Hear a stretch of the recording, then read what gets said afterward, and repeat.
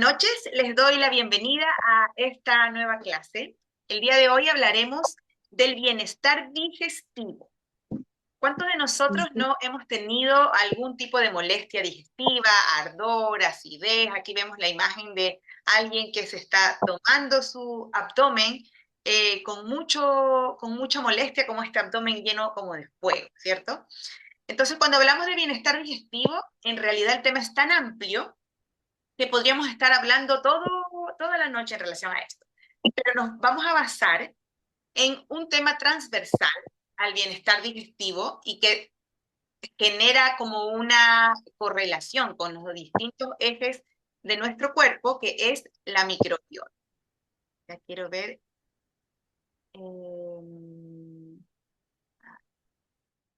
Es la microbiota. Vamos entonces.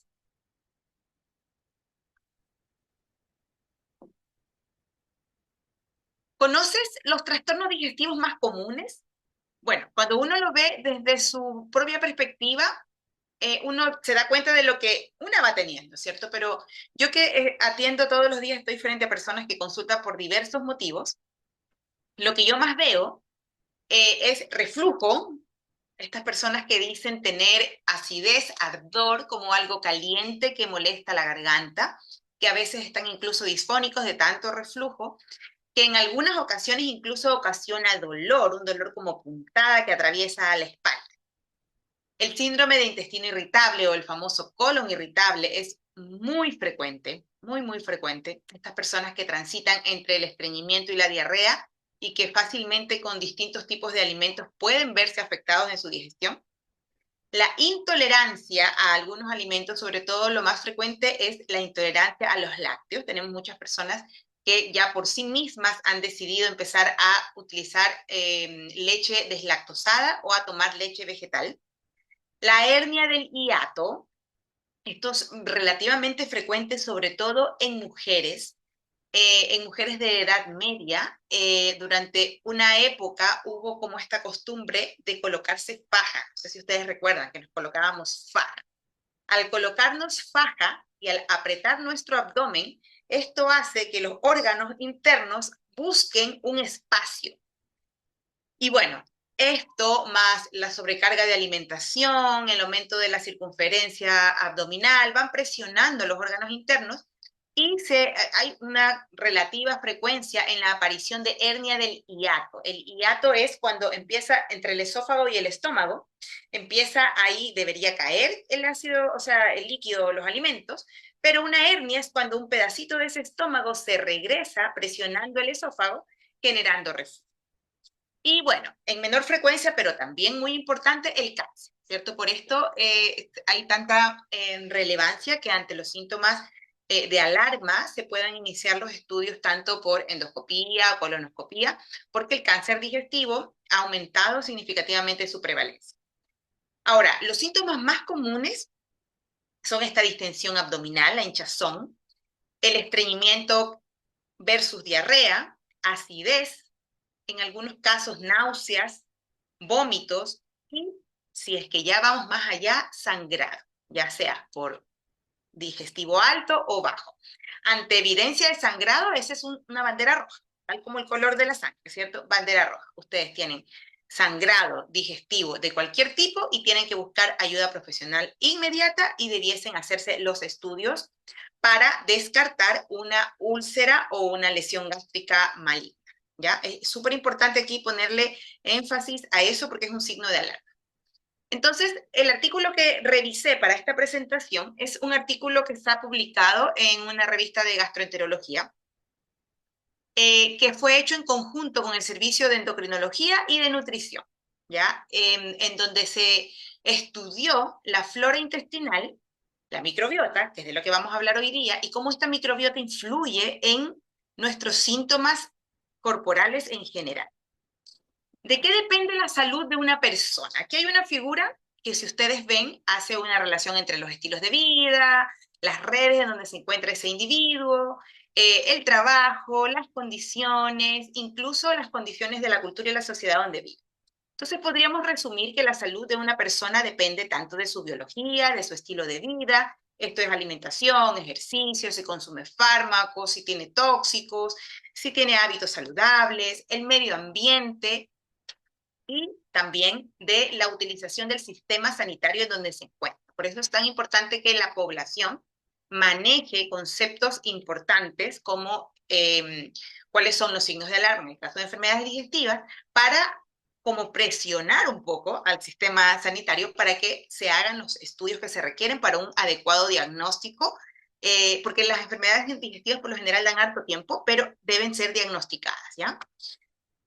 Entonces, ¿qué es la microbiota intestinal? Aquí tenemos 4 figuras, ¿cierto? Tenemos aquí un intestino, un colon, ¿verdad?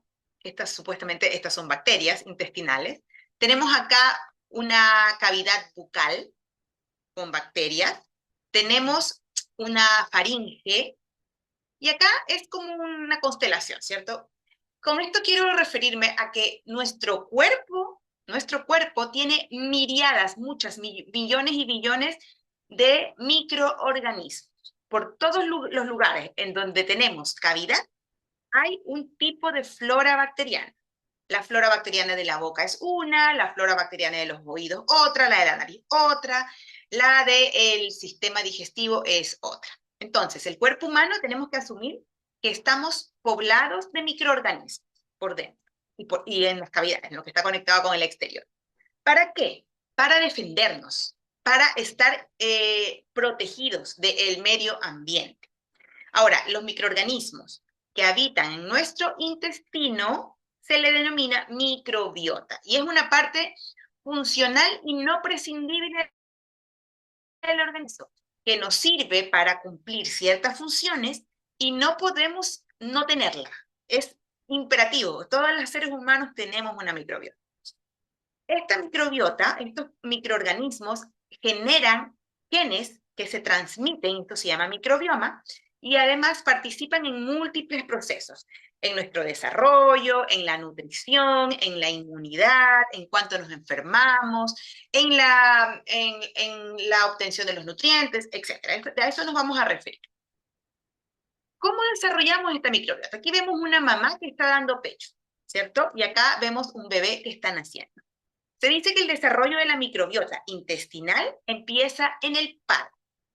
Por eso es tan importante el parto vaginal. Y para quienes no tienen parto vaginal, quienes nacen sus bebés por cesárea, va a tener contacto con la microbiota apenas tiene contacto con su madre, es decir, con la lactancia. Sin embargo, se cree que puede haber alguna exposición en la época fetal, pero donde se genera el pool de microorganismos hacia el feto, hacia el bebé recién nacido, es en el nacimiento. La microbiota, por tanto, va a ser clave para el desarrollo del sistema inmunitario de este bebé. Y por eso es tan importante las primeras fases de colonización. Esto quiere decir cómo las bacterias van a empezar a formar parte del tracto digestivo de ese bebé. ¿Cómo está compuesta nuestra microbiota? Bueno, aquí hay unos nombres raros, pero ya les voy a explicar por qué se los pongo.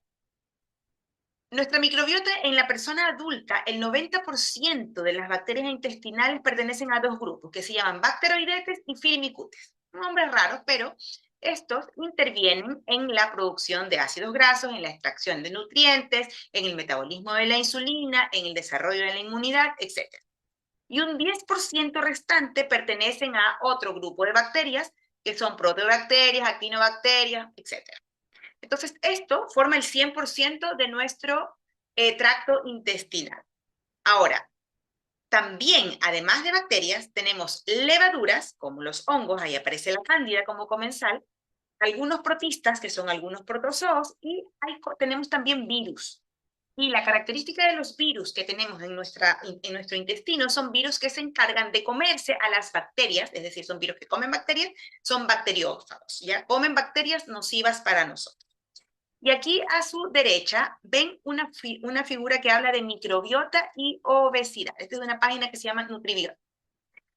Se habla de una pandemia del siglo XXI porque este es un estudio español donde se comprobó que 39% de las personas en España padecen sobrepeso. Y de ese grupo, un 16.5% padece obesidad. Se cree que esto, siempre se ha creído que la obesidad es la consecuencia de un desequilibrio entre lo que ingerimos y lo que gastamos. Sin embargo, ya nos hemos empezado a hacer nuevas preguntas. ¿Estará esto relacionado con la microbiota? Entonces ahí aparece que la microbiota de los pacientes, de las personas con obesidad, tienen una disminución en la cantidad de estas bacterias que les menciono que forman parte de nuestra normalidad. Y aumentan otras bacterias que no son muy beneficiosas para nosotros, ¿ya? Entonces se ha empezado ya a establecer una relación de la obesidad con la alteración de la flora intestinal. Aquí vamos a hacer una distinción entre lo que es una eubiosis y una disbiosis. La eubiosis, eu significa equilibrio y biosis vida. La eubiosis es el estado de equilibrio y diversidad saludable de nuestras bacterias, es decir, nuestra microbiota, especialmente a nivel del intestino. Pero este término es contrario a la disbiosis, que es un desequilibrio de estas bacterias. En un estado de eubiosis, las bacterias beneficiosas van a predominar y trabajan en armonía con nuestro organismo, cumpliendo funciones importantísimas para nuestra salud. ¿Por qué es tan importante el equilibrio de esta flora, de la eubiosis?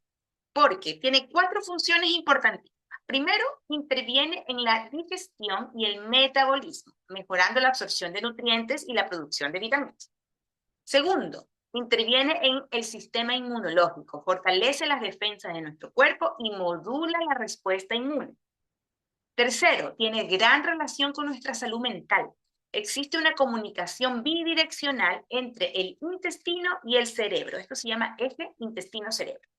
Y este equilibrio de nuestra microbiota influye en que tengamos un buen estado de ánimo, en que afrontemos correctamente el estrés y también con nuestra función cognitiva.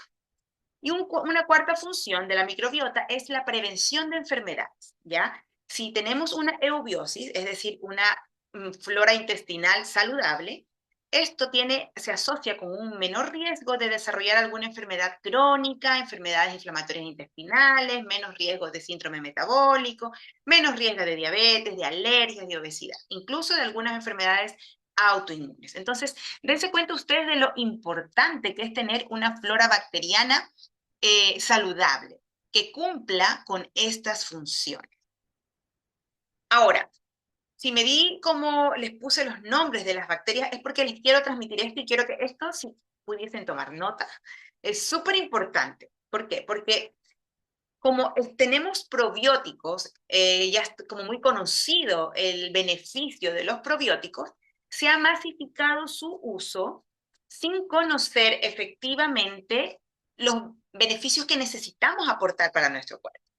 Entonces tenemos que ser cautelosas y cautelosos en el momento de elegir un probiótico, porque los probióticos tienen cepas de bacterias, las mismas cepas de bacterias que les mencioné anteriormente y que probablemente nos faltan. Tienen lactobacilos, tienen firmicutes, tienen bifidobacteria, etcétera, etcétera, que son nombres raros para la población general, ¿cierto? Pero lo que les quiero transmitir con esto es que cuando ustedes elijan un probiótico o les receten un probiótico, miren en la caja el nombre de la cepa bacteriana, cómo se llaman las bacterias que están tomando. Y cuando están tomando probióticos, están tomando bacterias. Segundo, ¿cuál es la dosis que necesitan? ¿Ya? Porque hay distintos tipos de dosis, billones y billones. Hay unos de 10 billones, de 5 billones, de 20 billones, de 50 billones. Hay mucha diversidad. Tercero, ser cauteloso en el almacenamiento. Como son bacterias, debemos evitar almacenarlos en lugares húmedos o en lugares de mucho calor. Deben estar en un lugar fresco y seco. Y por último, lo más importante, diría yo, es que existan para la marca o el probiótico que ustedes están eligiendo, que les están recetando, existan estudios basados en evidencia. Es decir, que se haya comprobado que la cepa de bacteria que les están dando es para lo que dice que se estudió. ¿Ya? Por eso no es lo mismo comprar, no sé, pues un Multiflora, que un el Activiane, que etcétera, distintas marcas, no es lo mismo. ¿Ya? Porque cada grupo de bacterias es estudiada en una condición específica. Algunas son estudiadas para la alergia, otras para el colon irritable, otra para el colon irritable con diarrea, otra con colon irritable con estreñimiento. ¿Ya? Por tanto, aquí es súper importante irnos educando en este aspecto. Y si por algún motivo toman antibióticos, tomar los probióticos, que son para reponer las bacterias que mueren, porque las bacterias mueren o fallecen todas cuando tomamos antibióticos, ¿ya? Ahí no se hace una distinción. Entonces, con todo esto que te contaba, ¿sabías que la disbiosis se relaciona con enfermedades crónicas? Bueno, algunas enfermedades crónicas no transmisibles, como las alergias o atopias, el síndrome metabólico, que es esta suma de presión alta, resistencia a la insulina, obesidad y ovario poliquístico, las enfermedades inflamatorias, el cáncer e incluso algunos trastornos de conducta se relacionan con disbiosis, ¿ya? Por eso es importante hacer la reposición de probióticos cada cierto tiempo, al menos una vez al año. Y una buena alimentación, que vendría es lo más importante. ¿Qué otros factores alteran nuestra microbiota? Bueno, si hay cambios en la transmisión vertical del microbioma, por ejemplo, tengo un bebé que la mamá le da pecho y de repente la mamá se enferma y le deja de dar pecho y le empieza a dar mamadera, se va a producir una alteración en la transmisión de la microbiota, ¿cierto? Si utilizamos exceso de antisépticos, el exceso de desinfectantes, cloro, exceso de detergentes, en exceso va a alterar nuestra microbiota. Nosotros podemos estar usando cloro hasta que salga el olor hasta la calle. Eso está alterando nuestra microbiota. Estamos inhalando el cloro, ¿ya? Y los hábitos dietéticos de la sociedad más industrializada también parecen estar en el origen de esta disbiosis. Generar y mantener la diversidad en la microbiota es un objetivo para promover salud y prevenir enfermedades. Por eso es que les estoy explicando todo esto. Ahora, la microbiota también se relaciona con riesgo cardiovascular. ¿Por qué? Porque la microbiota intestinal transforma algunos compuestos alimenticios que están inactivos cuando los comemos y que se activan en el momento de llegar a nuestro intestino. También pueden generar, si tenemos una microbiota poco saludable, pueden generar estas bacterias compuestos tóxicos. Hay uno que se llama trimetilamina, a partir de algunos aminoácidos que existen en nuestros alimentos, como la colina, carnitina, etcétera, que están en la dieta. ¿Y qué hace esta trimetilamina? Se absorbe y se transforma en un óxido en nuestro hígado. Y eso se ha observado que es un factor de riesgo de desarrollo de enfermedad cardiovascular. Y además tiene influencia en el sistema endocrino. El sistema endocrino son todas las glándulas de nuestro cuerpo, la hipófisis, la tiroides, los ovarios, el páncreas, todo. Ya todas las glándulas. La microbiota y los productos que se generan en el intestino como parte del trabajo que hace la microbiota a partir de la dieta, mandan señales nerviosas, ¿ya? Mandan señales a través de nuestro sistema nervioso. Y estas señales van a generar una regulación en el balance energético. También influyen en el desarrollo, en la emisión de neurotransmisores para mejorar nuestras funciones cognitivas, alterando o deteriorando nuestro sistema de ánimo. Por tanto, se ha observado que la microbiota tiene un efecto muy correlacionado con el funcionamiento de las glándulas endocrinas, de todas las glándulas endocrinas. La tiroides, le menciono de nuevo, los ovarios, el páncreas. Por eso es que se relacionan con la resistencia a la insulina o con la obesidad, porque si hay una relación directa, eje intestino-cerebro, y el cerebro manda señales hacia el páncreas manda una señal de aumentar la cantidad de insulina, esa insulina en exceso no puede sacar la energía de los alimentos y se produce la acumulación de grasa. De hecho, se cree que el hígado, o sea, no es que se cree, el hígado graso actualmente, el famoso hígado graso antes, hace el siglo pasado, en el año, por ahí año 99 hasta el 2000 y tanto, la primera causa de hígado graso del daño hepático era alcohólico. Actualmente, la mayor causa de daño hepático es no alcohólico, es decir, por alimentación. Y no por alimentación grasa, sino por una alimentación alta en carbohidratos.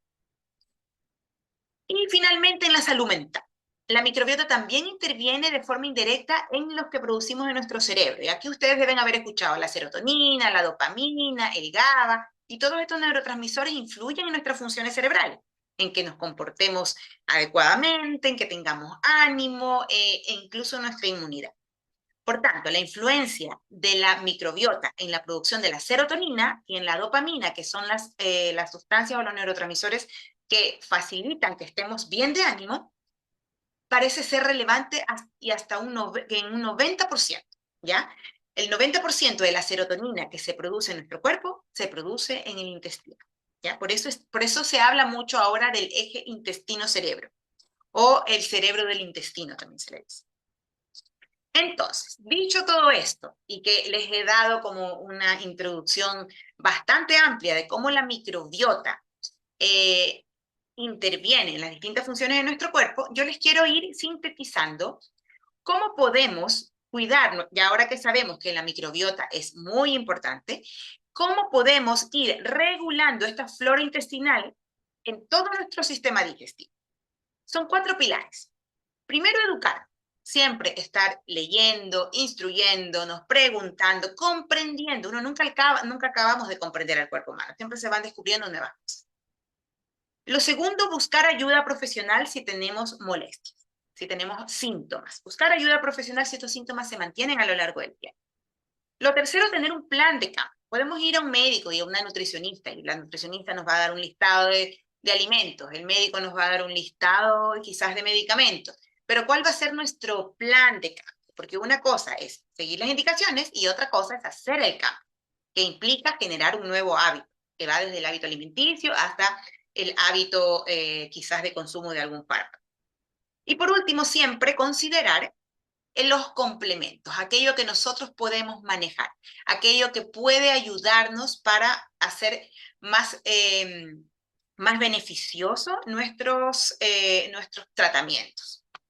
Entonces, para promover la eubiosis, si queremos ya como ir concretando algunos tips, primero, considerar siempre el estilo de vida y la dieta, porque ya sabemos que la microbiota es intestinal, pero también tenemos flora en nuestra nariz, en nuestra boca, en todas las partes de nuestro cuerpo, ¿verdad? Entonces, la digestión empieza en la boca, en realidad empieza desde que yo huelo el alimento, por tanto, por eso es tan importante tener despejadas las fosas nasales cuando voy a comer, y empieza cuando mastico el alimento en la boca, pasa por todo mi tracto digestivo y sale por las heces fecales. Entonces, para yo tener una flora intestinal adecuada, tengo que considerar mi estilo de vida y la alimentación.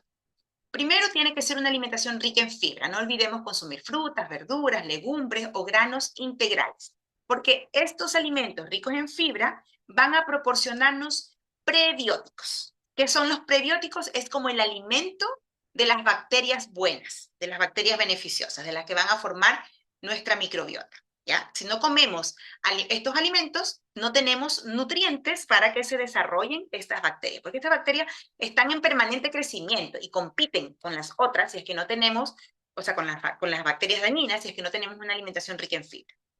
Segundo, recordar consumir alimentos fermentados. Recuerden el yogur, si es que no tienen intolerancia a la lactosa, el kéfir, el chucrut, la kombucha. Estos ya nos aportan probióticos, ¿ya? Es como comer un poquito de probióticos, ¿cierto? No es en grandes cantidades, pero nos aportan probióticos. Tercero, reducción del estrés. Recordar que el estrés crónico puede alterar la microbiota por esta relación eje intestino-cerebro. Cuarto, tener actividad física regular. Es súper importante la actividad física regular para el metabolismo adecuado. Uso cauteloso de antibióticos. Recordar que los antibióticos desequilibran la microbiota. Este equilibrio de la eubiosis se convierte en una disbiosis. Por eso es que cuando usamos antibióticos a veces tenemos diarrea o aparece cándida, ¿cierto? En boca o en las mujeres en la zona genital. Por tanto, es recomendable cuando están tomando antibióticos acompañarlos de probióticos. Hay probióticos específicos para cuando estás tomando antibióticos. Y siempre limitar el consumo de azúcar, grasas saturadas o alimentos ultraprocesados. ¿Ya? Obsérvense ustedes cuando comen un exceso de esto, cómo se altera, cómo se sienten más hinchadas, cómo se sienten con dolor quizás, con eructos, porque crecen las bacterias intestinales no beneficiosas, generan gran cantidad de aire, fermentan. Entonces, por eso son estos síntomas. Vamos entonces ahora, ¿cómo podemos ayudarnos desde la aromaterapia? Les puse 4, me parece que son 4 o 5 aceites esenciales que son muy beneficiosos en el sistema digestivo. El primero y el más conocido de todos es el orégano. El orégano tiene 2 componentes importantes que se llaman carbacriol y timol, que se conoce porque tiene una actividad antibacteriana, antifúngica y antiparasitaria. Por tanto, este orégano puede ayudar a que combatamos el crecimiento excesivo de las bacterias dañinas, cuando tenemos una disbiosis. Puede ayudar a combatir también el hongo cándida o los parásitos intestinales, que pueden causarnos síntomas digestivos. Además, el orégano tiene un efecto antiinflamatorio. Reduce la inflamación en el revestimiento. Tenemos como una pared de revestimiento en la parte interna de nuestro tubo digestivo, que cuando hay disbiosis, se generan unos poros, ¿verdad?, que impide la absorción de nutrientes. Por ejemplo, el intestino permeable se refiere a que las bacterias intestinales, que normalmente no debiesen pasar a la sangre, como hay una irritación, un estado inflamatorio de la pared interna del colon y del intestino, estas bacterias pasan a la sangre, ¿ya?, generando inflamación. Tercer efecto del orégano, el alivio de los gases y de la distensión abdominal. ¿Ya? El orégano es carminativo, ayuda a reducir la producción de gases. Y por último, y muy importante también, estimula la producción de bilis. La bilis es indispensable para nuestra digestión, sobre todo cuando consumimos alimentos grasos, cuando comemos carnes rojas, huevo, frituras. Necesitamos bilis, ¿ya? Y cuando no tenemos suficiente cantidad de bilis, se produce una digestión insuficiente, sentimos pesado el estómago. Entonces aquí el orégano puede complementar muy bien su vida, su alimentación. Pero sin embargo, es bueno que sepan que el orégano tiene efectos secundarios, ¿ya? Puede interactuar con medicamentos anticoagulantes, así que ahí es preferible no usarlo por vía interna, porque puede aumentar el riesgo de sangrado. También interfiere cuando se usa con antibióticos, ¿ya? No debiera mezclarse orégano con antibióticos. Podría también disminuir la absorción de hierro y zinc en el cuerpo, por tanto, no debe darse durante largo tiempo. Y bueno, y en algunas personas, como es irritante, puede causar malestar, náuseas o incluso diarrea. Nunca, nunca, nunca usarlo en mujeres embarazadas, ni lactantes, ni tampoco en niños chicos. Ya, eso en cuanto al orégano. Sin que no se me olvide mencionar que también el orégano, el aceite de orégano, es un muy buen acompañante en la comida, ya, en la alimentación. Podemos utilizarlo en algunas recetas. Esta cantidad. Me refiero al aceite de orégano, porque viene hiperconcentrado. Otro aceite importante, el árbol de té. Vamos a hablar del cuidado de la cavidad bucal. Les había hablado que en la cavidad bucal también tenemos una flora bacteriana y es muy importante la higiene bucal porque si no, las bacterias que tenemos en la boca son bacterias que evitan que nos contaminemos, ¿verdad?, con lo que estamos comiendo o que adquiramos algunas infecciones. Y cuando se produce un desequilibrio en la flora bacteriana de nuestra boca, aparecen aftas, algunas llaguitas, gingivitis, ¿cierto? La boca amarga, que es producto de un exceso de ácido. Entonces, es muy importante, dentro de la higiene bucal, podemos usar el aceite de árbol de té para hacer enjuague, ¿ya? Enjuague bucal. Diluido, ¿ya? Puede usarse para la gingivitis, el mal aliento y todo lo que les estoy diciendo, ¿cierto? Pero siempre escupiéndolo, nunca tragándolo, porque es muy irritante, ¿ya? Y el ingerir el árbol de té tiene algunos riesgos, cuando han habido casos de niños que se han intoxicado con árbol de té, por eso es súper importante mantenerlo alejado del alcance de los niños. El exceso puede generar algún tipo de confusión, descoordinación, vómitos, diarrea, sarpullidos, dermatitis o algunos problemas respiratorios. ¿Ya? Entonces, el árbol de té es un aceite maravilloso, muy positivo, con muchas bondades, muchas propiedades, pero hay que usarlo con cautela. Entonces, aquí les hice esta recetita de una buena higiene bucal después del cepillado dental, hacer un enjuague bucal en un vaso de agua grande, una gotita, solo una, de aceite de orégano. ¿Ya? Puede ayudar a regular. Y siempre esto no mantenido en toda la vida, sino como unos 2 semanas hasta que ustedes vayan observando que mejora la indemnidad de su mucosa oral. Ya, un tercer aceite que tiene muchos beneficios a nivel celular de todas las células de nuestro cuerpo, pero lo quise poner aquí porque el tracto digestivo es largo, como les dije, desde la boca hasta el ano, y en toda esa longitud tenemos células, ¿cierto? Entonces, el DDR Prime es una mezcla patentada que tiene todos estos aceites esenciales. El incienso, que es reconocido porque promueve la regeneración celular. Hay estudios que muestran esto. La naranja, que tiene cualidades antioxidantes y purificadoras. La licea, que también es antioxidante. El tomillo, que tiene propiedad purificadora. El clavo de olor, también un potente antioxidante y antimicrobiano.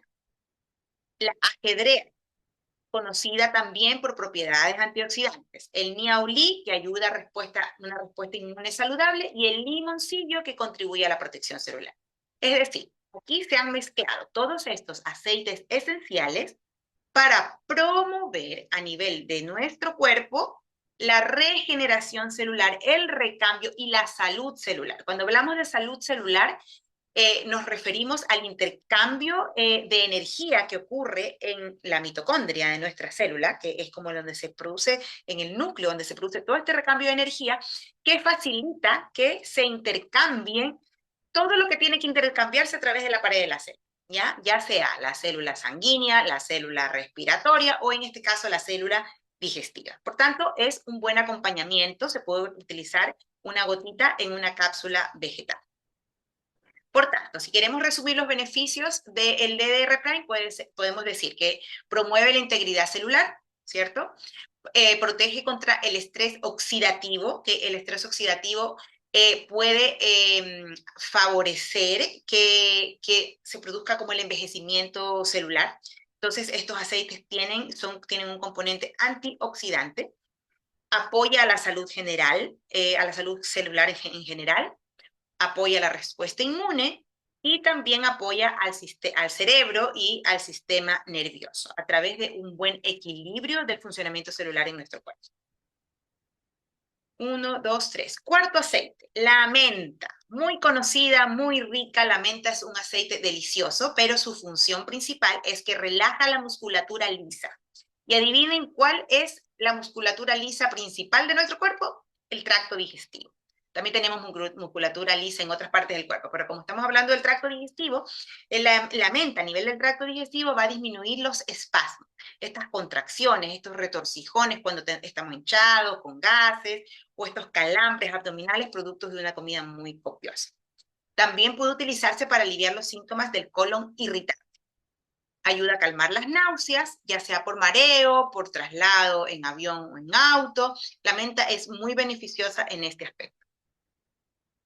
1, 2, 3, 4, 5. El limón. El limón es un estimulante digestivo, ¿ya? Favorece que se produzca más ácidos gástricos y bilis, por tanto mejorando la digestión. Alivia la indigestión y la acidez, aunque parezca paradójico, cuando usamos poquitas cantidades, tiene un efecto alcalinizante, aliviando la acidez estomacal o el reflujo. La reducción de las náuseas y los vómitos, y la desintoxicación y la limpieza. El limón es un potente depurativo natural. Puede favorecer una buena función del hígado y de los riñones. Por tanto, si ustedes son fanáticos de la limpieza, en vez de usar cloro, usen aceite de limón. ¿Ya? Y también pueden tomar, para la limpieza, el aceite de limón es desinfectante de la superficie. Y también pueden tomar una gotita de aceite de limón, o sea, sí, de aceite esencial de limón en un vaso grande o en una jarra de agua. Y por último, esta mezcla, que es una mezcla digestiva por excelencia, que se llama Senjes o Digest-Zen también. Tiene jengibre, menta, alcarabea, cilantro, anís, cardamomo e hinojo. Todos estas hierbas que ustedes deben haber escuchado, tienen propiedades carminativas. Propiedad carminativa es cuando disminuye los gases intestinales, la fermentación y ayuda a la digestión. ¿Ya? Entonces, en su justa medida, en la combinación de todos estos aceites, ayudarán a disminuir los síntomas digestivos molestos, reflujo, acidez, hinchazón, flatulencia, eructos, etc. Por tanto, pasos para una digestión saludable, para el bienestar digestivo, de acuerdo a lo que hemos hablado. Primero tenemos la alimentación, ¿cierto? Protegiendo, buscando siempre proteger nuestra microbiota. Y cuando sea necesario, reponer con probióticos para volverla a equilibrar. Segundo, el apoyo profesional. Ya siempre el apoyo profesional para hacer un buen diagnóstico, si es que los síntomas persisten, no debieran persistir, no debiera ser como siempre, siempre tener estos síntomas, sino que muy esporádico, y luego deben desaparecer estos síntomas. Pero cuando los síntomas se mantienen a lo largo del tiempo, tenemos que buscar apoyo para realizar un correcto diagnóstico. Y por último, promover nuestra salud emocional. ¿Cómo? A través de desarrollo de una mentalidad de crecimiento. Últimamente la neurociencia ha demostrado que las personas que tienen una mentalidad y que entrenan el cerebro en torno a una mentalidad positiva, con metas, con propósito, con sueños, con acciones encaminadas a cumplir esos deseos y esos sueños, son personas más equilibradas desde el punto de vista emocional. Y todo esto influye en nuestra salud digestiva. Aquí, bueno, los aceites que les mostré hoy día. Este es un kit de bienestar digestivo y está actualmente, aquí está el difusor por la adquisición de todos estos aceites que forman parte del kit digestivo para cuando te estás recién inscribiendo. Tienes este difusor de regalo que es un difusor grande. Protocolo de uso. Entonces, resumiendo, ¿cómo pudiésemos mejorar nuestra salud digestiva con estos aceites que les mostré? Enjuague bucal con árbol de té y menta. Limón en ayunas en un vaso de agua para cuando tenemos problemas de acidez o tenemos problemas de estreñimiento. DDR Prime, 2 gotitas en una cápsula vegetal por 21 días. Y suspender y ir viendo cómo nos vamos sintiendo. Zengest, con la comida. Podemos colocar una gotita de este Zengest y presionar el paladar, ¿ya? Y se va a absorber por vía sublingual o por la mucosa oral. Orégano. Cuando hay momentos de disbiosis, queremos hacer una reposición y queremos mejorar nuestra flora, podemos usar el orégano en una cápsula vegetal por un periodo no largo, no más de 2 a 3 semanas como mucho, ¿ya? Y observar si no nos causa irritación.